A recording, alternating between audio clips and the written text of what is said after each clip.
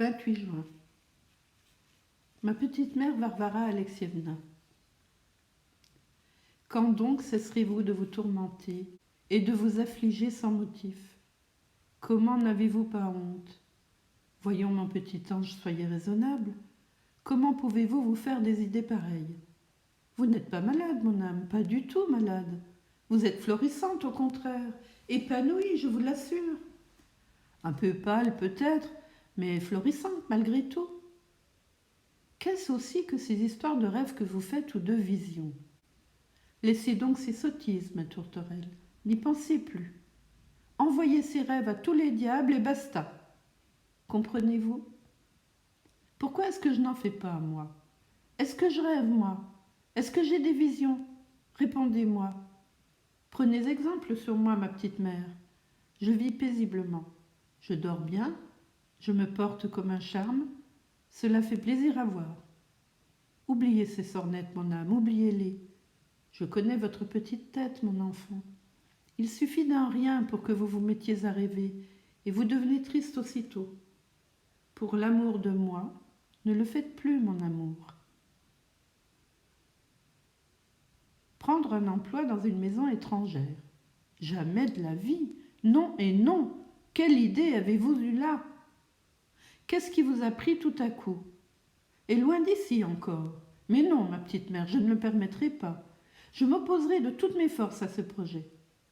Je vendrai mon vieux frac et sortirai en chemise s'il le faut. Mais vous ne manquerez de rien chez nous. Non, Varinka, non.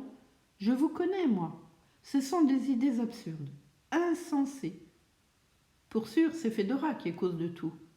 C'est, je crois, une femme stupide. Et c'est elle qui a dû vous influencer. Ne croyez pas ce qu'elle dit, ma petite mère. Sans doute ne la connaissez-vous pas encore, cette Fédora. C'est une femme sotte, querelleuse, qui parle à tort et à travers. C'est ainsi qu'elle a conduit au tombeau son malheureux mari. Ou bien vous aurait-elle inspiré quelque mécontentement de votre vie présente? Non, non, ma petite mère, pour rien au monde.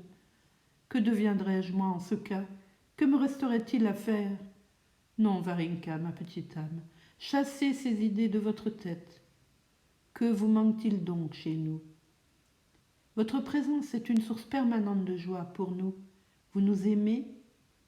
Vivez donc tranquillement là où vous êtes maintenant. Faites de la couture ou lisez, ou plutôt non, ne cousez pas, c'est égal, mais restez avec nous. Sinon, où irons-nous? Jugez vous-même. Je vous apporterai des livres, et peut-être que nous ferons une nouvelle promenade dans quelque temps. Mais laissez ces projets, ma petite mère, laissez-les, devenez raisonnable, et ne faites pas de sottes histoires pour des riens.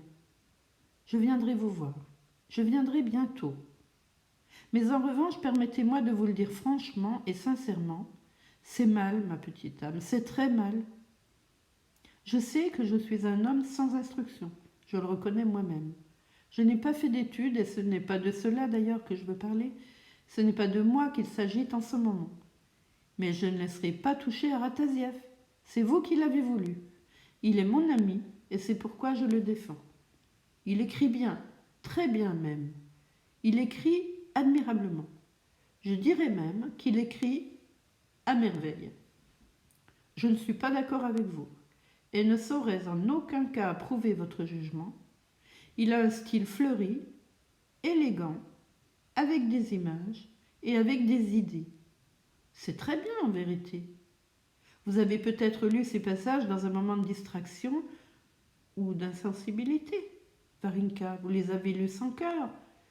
Ou bien vous étiez de mauvaise humeur. Ou peut-être étiez-vous fâché contre Fédora.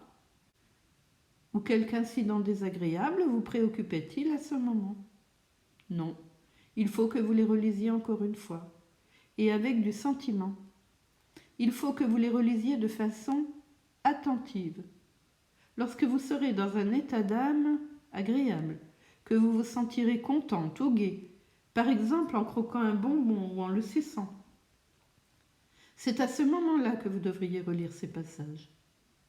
Je ne conteste pas, qui donc le contesterait, qu'il existe de plus grands écrivains que Rataziev. Il en est même de beaucoup plus grands. Mais si ces auteurs célèbres sont excellents, Rataziev, lui aussi, est remarquable. Ils écrivent fort bien, et il écrit très bien aussi. Il est à part, il écrit comme ça, à sa façon, et il fait très bien d'écrire. Adieu maintenant, ma petite mère. Il m'est impossible de prolonger cette lettre. Je suis pressée, des affaires m'appellent, mais je vous en supplie, ma petite mère, mon hirondelle, calmez-vous et que le Seigneur soit avec vous. Pour moi, je demeure votre ami fidèle, Makar Dievushkin.